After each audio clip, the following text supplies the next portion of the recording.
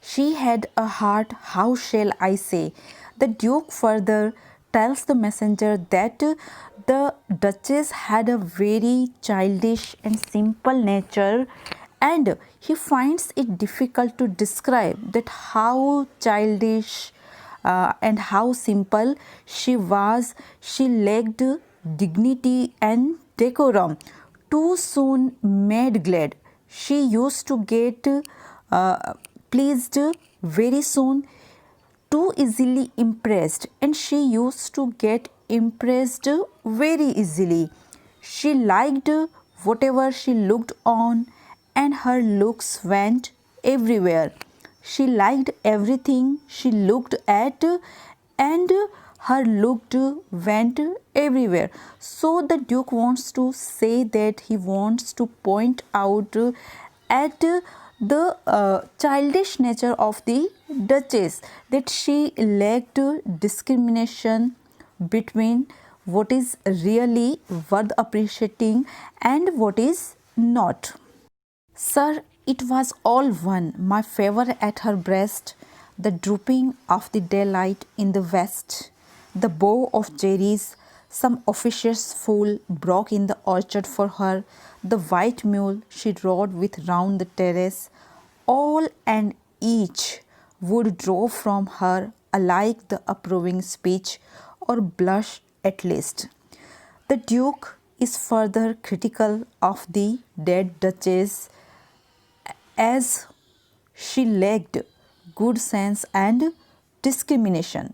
He says that everything was one for him, whether it is my favor at her breast, whether it is some costly ornament presented to her by me, or the drooping of the daylight in the west, or whether it is the scene of the sunset, or the bow of cherries some officious fool broke in the orchard for her, or whether it is the bow of cherries presented to her some interfering foolish admirer of her, the white mule she rode with round the terrace, and the ride she used to take on the terrace, all and each, all these things would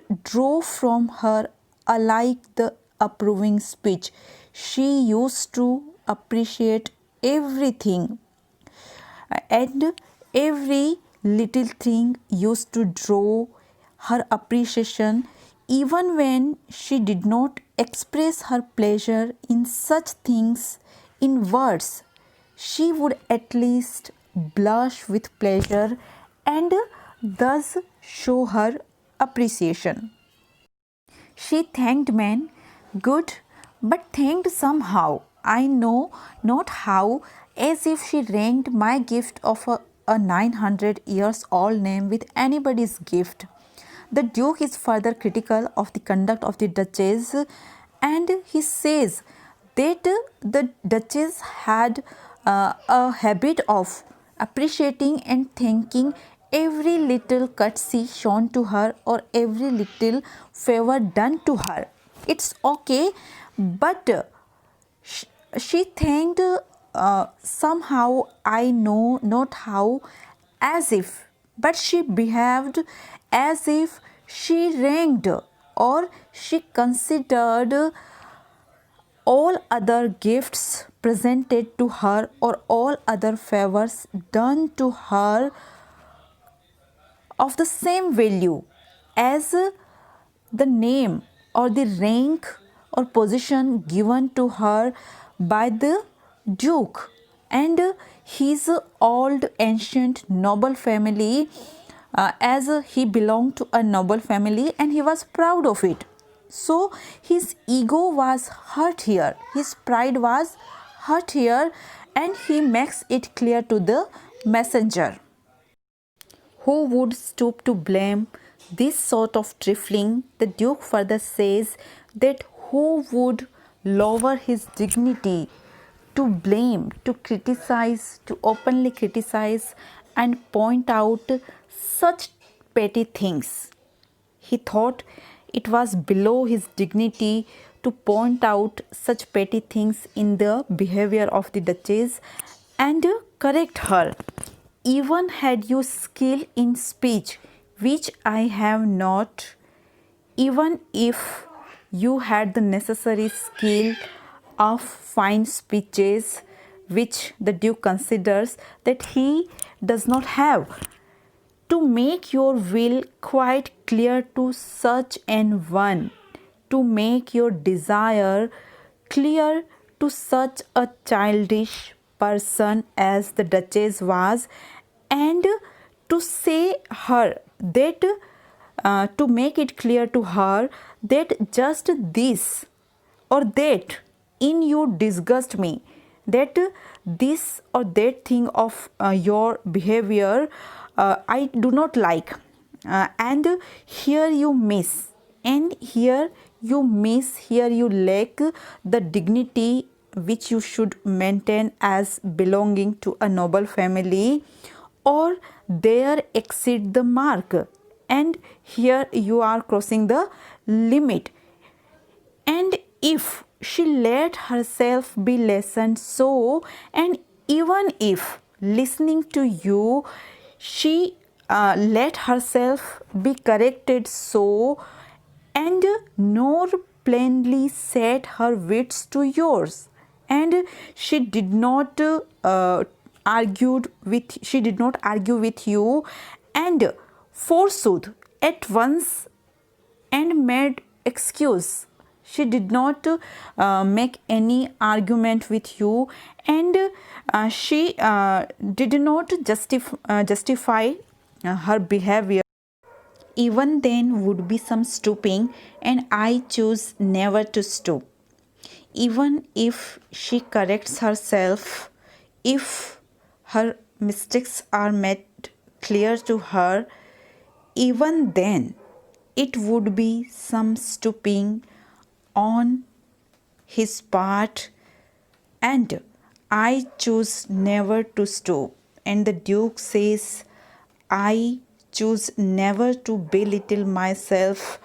I did not like it to behave below my dignity and to point out such silly mistakes, petty mistakes would be lowering your dignity. Oh, sir, she smiled, no doubt, whenever I passed her. But who passed without much the same smile? The Duchess had a habit of smiling. She smiled at everybody, and there is no doubt that she smiled when his husband passed by her. But then the Duke emphasized here that she smiled at everybody who passed by her, who passed without much the same smile.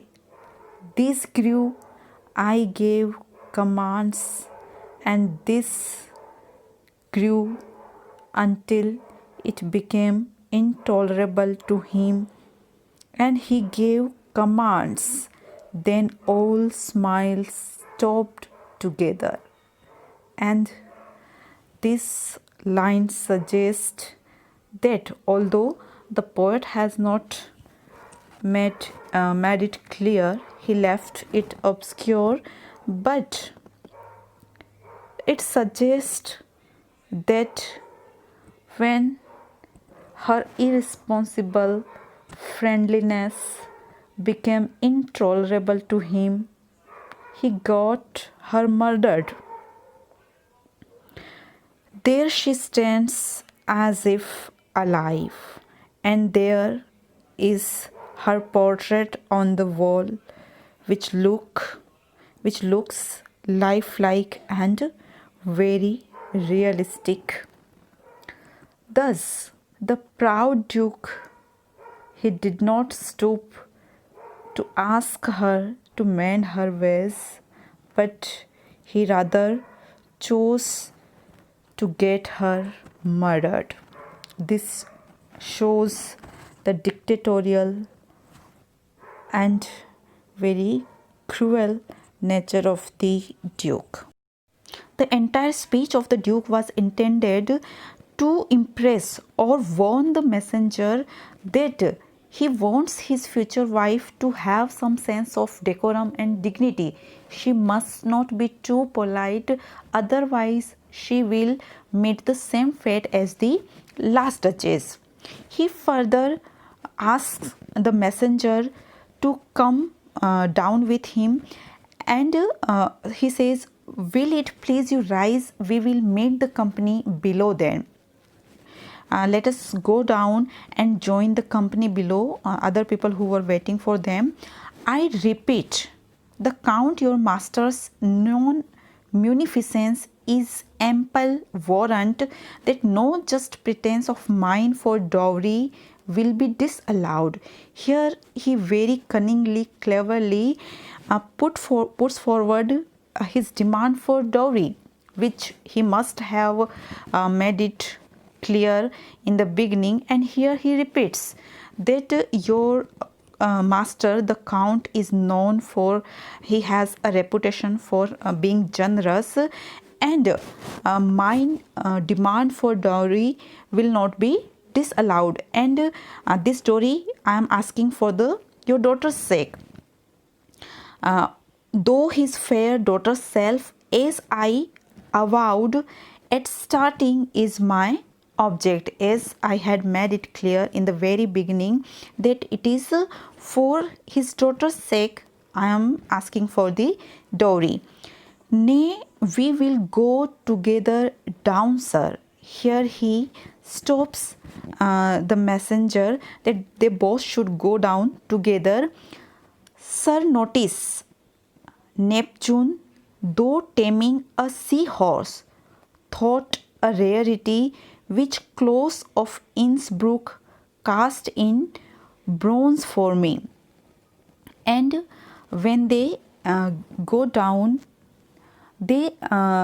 he draws the attention of the messenger to a bronze statue of Neptune, the sea god. The statue shows the god riding and controlling a seahorse. The Duke seems to be proud of the statue, and he says that it is a rare statue, specially carved out of bronze for him by a famous sculptor, Claus of Innsbruck.